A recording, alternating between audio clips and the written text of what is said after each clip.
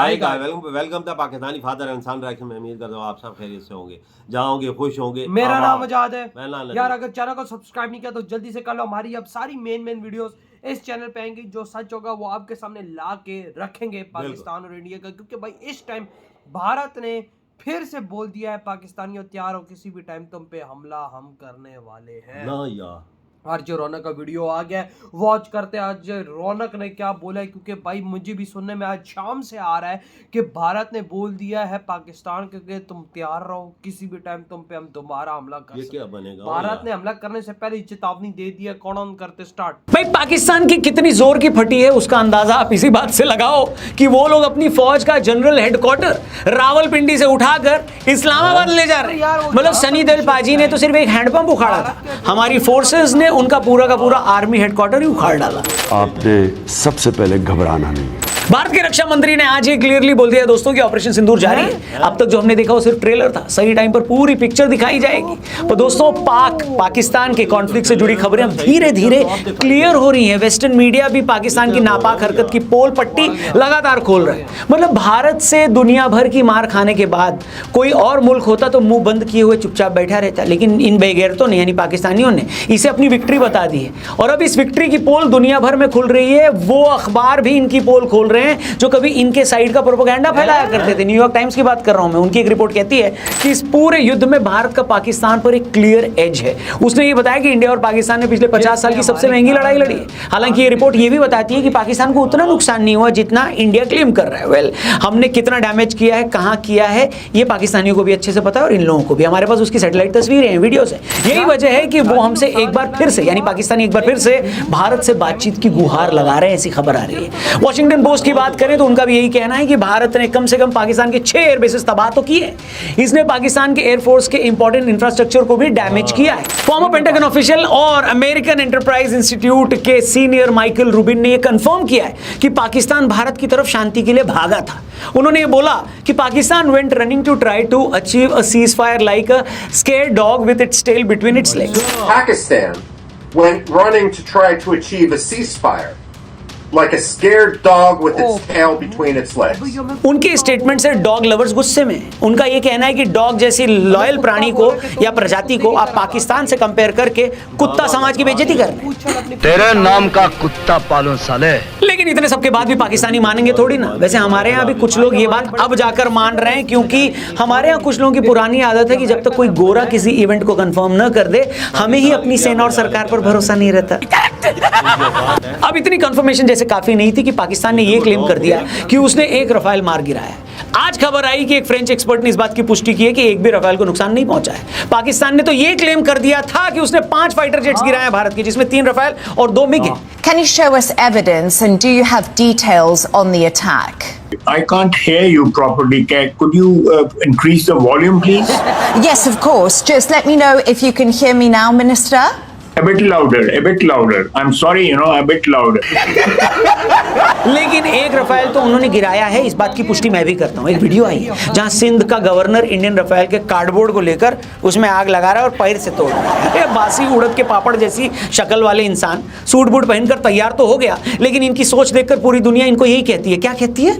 ये तो टट्टी है। पर पाकिस्तानियों के जख्मों पर एक और बड़ा नमक रगड़ते हुए खबर आई Austrian aerial warfare analyst and military historian Tom Cooper की, जिन्होंने टाइम्स नाउ को एक इंटरव्यू में बताया कि इसमें कोई शक नहीं कि इंडिया ने पाकिस्तान को इस हद तक घुसकर मारा है कि पाकिस्तानी एयरफोर्स की बस चीखें नहीं निकली हैं। उन्होंने इसको इंडिया की क्लियर कट विक्ट्री बताते हुए कह दिया है कि इसमें कोई शक नहीं है कि भारतीय एयरफोर्स ने पाकिस्तान के न्यूक्लियर एंट्रेंस पर भी हमला किया है। और अगर ये रेडिएशन वाली खबर सही है, जो कि लग भी रही है, तो पाकिस्तान अब लंबे टाइम के लिए ये कहना तो भूल ही जाएगा कि वो एक न्यूक्लियर पावर है। पर दोस्तों, भारत का असली पावर क्या है और कैसे भारत का फ्यूचर ब्राइट है या चैलेंजेस हैं, इन सब को हमने समझने की कोशिश करी एक फेमस वैदिक astrologer, vastu expert and public speaker Kartik Gaur से। एक अमेजिंग पॉडकास्ट हमने इनके साथ रिकॉर्ड किया है। एपिसोड का जो लिंक है वो डिस्क्रिप्शन में दिया है। जाकर इस पॉडकास्ट को हमारे टीआरपी चैनल पर यानी द रौनक पॉडकास्ट चैनल पर इसको जरूर देखना और अपने दोस्तों से भी इसे जरूर शेयर करना। आगे बढ़ते हैं। वेल पाकिस्तान की बात करें तो एक तरफ जहां शहबाज शरीफ खुद ये चिल्ला रहे थे कि जनाब हम जीत गए, अब हमें 6 महीने का राशन दे दो इनाम में, वही दुनिया उनको बोल रही है कि भैया ये क्लियर कट भारत की विक्ट्री है, हमें नहीं कहना पड़ रहा है, दुनिया हमारी तरफ से बोल रही है। ये एक बड़ा फर्क है जिसे आराम से देखा जा सकता है, इसलिए अपना प्रोपेगेंडा कमजोर पड़ता देख शहबाज शरीफ अपने ठुल्ले मियां मुनीर के साथ पशरूर कैंटोनमेंट पहुंच गए। इस पूरे इवेंट को देखकर लोगों को इतनी हंसी आई कि क्या बताएं। पाकिस्तान इतना गधा मुल्क है ना कि उसने पहले हमारे डीजेएमओ की मीटिंग का स्टाइल कॉपी किया, फिर प्रेजेंटेशन देने के लिए पावर पॉइंट बनाया, कोई वीडियो वगैरह तो उनके पास था नहीं, अपने अफसर भी उसी सीक्वेंस में बिठा दिए जैसे इंडिया ने बिठाए थे। फिर पाकिस्तानियों ने क्लेम किया कि उन्होंने आदमपुर एयरबेस को निशाना बनाया और डैमेज कर दिया, भारत का S-400 भी तबाह कर दिया। इसके बाद प्राइम मिनिस्टर मोदी आदमपुर में उसी बेस कैंप में पहुंचे और S-400 भी वहां मौजूद था। फोटो देखी आपने उनकी। इसने पाकिस्तान की एक और प्रोपेगेंडा की पोल खोल दी, लेकिन नकलची पाकिस्तान ने इस बात को भी कॉपी कर लिया। शहबाज शरीफ भी यही स्टंट खेलने वहां पहुंचे जहां इंडियन एयरफोर्स ने सबसे कम डैमेज किया था। इस पूरे इलाके में सिर्फ उनका रडार सिस्टम ही इंडिया ने तबाह किया था। वैसे इस पूरे इवेंट को ऐसे ऑर्गेनाइज कराया गया कि हमारे यहाँ तो इससे अच्छा कॉलोनी में बच्चों की बर्थडे पार्टी ऑर्गेनाइज की जाती है। मतलब देखो पीछे बैनर लगा के ये लोग विक्ट्री क्लेम कर रहे हो, कैसे हो बे यार, लानत है। तुम लोगों से तो ये भी नहीं कह सकता हूं कि एक बाप की औलाद हो तो जरा अपने पीएम से सवाल पूछो, क्योंकि हर 10 साल में तो आप अपना बाप ही बदल लेते हो। पहले अमेरिका बहादुर आपका बाप था, फिर उसके बाद चाइना, हम तो खैर आपके पैदाइशी बाप हैं ही। खैर इतनी मार खाने के बाद अब पाकिस्तानियों का सारा गुस्सा अपने ही लोगों पर उतरना शुरू हो चुका है। ऐसी खबर है कि गाजी अमानुल्लाह जो पश्तून तहफूज मूवमेंट को चला रहे मंजूर पश्तीन के छोटे भाई हैं, उनको पाकिस्तान की आर्मी ने इस्लामाबाद में कैप्चर कर लिया है। उनको बुरी तरह टॉर्चर किया जा रहा है। एक हारे हुए मुल्क की एक सबसे बड़ी निशानी यही है दोस्तों कि वो अपने यहाँ उठने वाली आवाज को दबाने में पूरी ताकत लगा देता है। बलूचिस्तान के अंदर उठ रही आवाजें हो या खैबर पख्तूनख्वा में उठ रही आवाजें, इस देश के टुकड़े होने पक्के हैं। देखना यह है कि इसके आगे पाकिस्तान कहां तक जाता है। इस पे अलग अलग टाइम पर हमने वीडियोस बनाकर अपने चैनल पर डाली है, जाकर हमारी पुरानी वीडियो जरूर देखना, आपको और क्लैरिटी मिलेगी कि वहां चल क्या रहा है बलूचिस्तान में। बाकी पाकिस्तान बलूचिस्तान में BLA के बागियों को भी निशाना बना रहा है। इंडिया पाकिस्तान की झड़प के बीच वो पूरा इलाका पाकिस्तानी सेना से खाली था।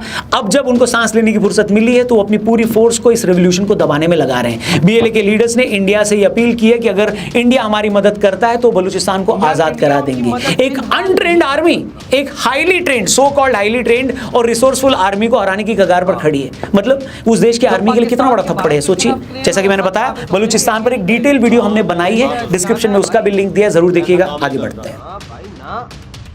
बाकी बात करें ट्रंप की तो एक मिनट, ट्रंप का पूरा नाम क्या है यार मोदी जी, क्या नाम है ट्रंप का पूरा? Donald Trump. जी हाँ, डोनाल्ड ट्रंप की अगर बात करें तो भैया इनने इंडिया पाकिस्तान के सीज फायर का जो क्रेडिट था वो वापस ले लिया है, पलटू राम बन गए। अब बोल रहे मैंने हेल्प करी है, करवाया नहीं है, बस हेल्प करी है। इसके बाद अमेरिका ने टर्की के साथ एक बड़ा रक्षा सौदा भी कर लिया है, जबकि भारत में बॉयकॉट टर्की चल रहा है। इसके अलावा ट्रंप ने टिम कुक को भी ये बोला है कि वो एप्पल इंडिया जाने की बजाय अमेरिका ले आए, चाइना की मैन्युफैक्चरिंग यूनिट भी इंडिया की जगह अमेरिका ले आए। अभी एप्पल के लिए कितना कॉस्टली होगा ये तो वही जाने, लेकिन ट्रंप के इस बावले रवैये की वजह से इंडिया अमेरिका के बीच के रिश्ते अब उतने क्लियर नहीं रह गए हैं। साथ ही ट्रंप का यह भी कहना है कि उसने ट्रेड की बात की और दोनों मुल्क मान गए।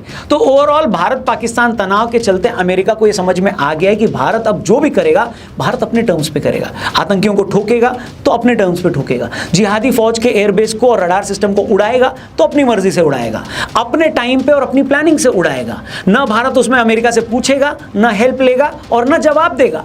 ट्रंप के जलने और सुलगने की एक वजह यह भी है कि इस वॉर में भारत की जीत हुई है तो क्रेडिट रशिया को भी गया है उनके हथियारों की वजह से। और अमेरिका के होते हथियारों के मार्केट में कोई और जयकांत शिकरे आई मीन कोई और सुपर पावर बने, कोई और इस एरिया का गुंडा बने, ये ट्रंप को हजम नहीं होगा। ट्रंप मतलब क्या नाम है ट्रंप का पूरा नाम क्या मोदी जी? Donald Trump. तो डोनाल्ड ट्रंप को ये हजम नहीं हो रहा है, इसलिए पाकिस्तान की ये ठुकाई पाकिस्तान से ज्यादा तकलीफ अमेरिका और चाइना को दे रही है। समझ रहे हो? तू समझा? हाँ नहीं तू समझा नहीं। इसलिए दुनिया ये मान चुकी है कि भारत जीता है और भारत भी मान चुका है कि इस जीत से ज्यादा हमें अपने देश के भविष्य के बारे में सोचना है, लगातार उसमें काम करना है। और इस पूरे तनाव ने यह बता दिया है कि सब कॉन्टिनेंट में भारत से अच्छा वर्तमान और भविष्य और किसी का नहीं है। इसलिए ट्रंप हो या 11 जिनपिंग, इनको हम कोई बड़ा ज्ञान नहीं देंगे। उनके लिए बस एक ही मैसेज है जो हमारे यहाँ के ऑटो के पीछे लिखा होता है कि जल मत, बराबरी कर।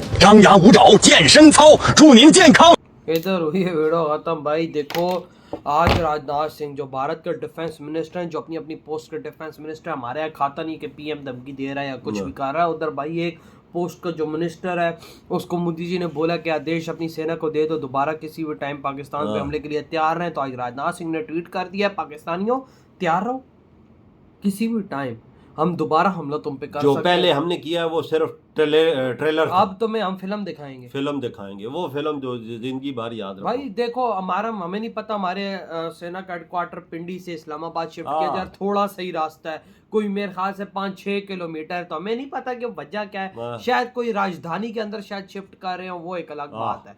लेकिन देखो भाई, अगर डैमेजेस की बात की जाए, दोनों देश बोल रहे हैं। देखो इंडिया ने सैटेलाइट इमेजेस क्या दिए हैं, पाकिस्तानियों ने खुद वीडियोस बनाई है। इंडिया सैटेलाइट इमेजेस ना भी देता तो पाकिस्तानियों की वीडियोस भाई सामने उन्होंने खुद बना के चाड़ी। लेट्स सपोज पाकिस्तान ने किया, आदमपुर को थोड़ा बहुत डैमेज मिला, लेट्स सपोज दे दिया, ठीक है ना। कहाँ उनकी एक एयरबेस और कहाँ 12 एयरबेस, बड़ा फर्क है ना। हमारा बड़ा नुकसान हुआ है वजात। देखो ना, हिटिंग की बात हो रही है ना, तो भाई सब देख लो। इंडिया का नुकसान कुछ भी नहीं हुआ, उसका नुकसान इतना कुछ भी नहीं हुआ जितना हमारा हुआ है। भाई देखो, इसकी वजह ये है कि हमारा मुल्क छोटा है वजह, देखो और यार, डिफेंस सिस्टम भी हमारा बिल्कुल नहीं। अब देखो, फाइटर जेट पाकिस्तान में भी गिरे हैं, इंडिया में भी गिरे हैं। अब दोनों देश सच नहीं बताएंगे कि भाई साहब हाँ हमारे गिरे हैं कि नहीं गिरे। बिल्कुल देखो भाई, सीधी सी बात है, अब दो गिरे हैं, अब ये नहीं पता कि किसका क्या गिरा है, फाइटर जेट्स का नहीं पता, लेकिन गिरे हैं। जो मिसाइल्स अटैक्स हुए हैं वो तो सबके सामने है ना। उन्होंने जो इधर सब कुछ किया वो सब दुनिया हाँ, ने देखा। अगर जो हमारे फतेह 1 भी उड़े हैं भाई, हमने लाइव फुटेजेस देखी है फतेह 1 मिसाइलों की, तो भाई वो जहां पर हिट किया, हमारी भाई सब पूरी गवर्नमेंट को चाहिए कि वो उसके भाई फुटेजेस पूरी दुनिया के सामने ला के रखे, जिस तरह इंडिया रख रहा है।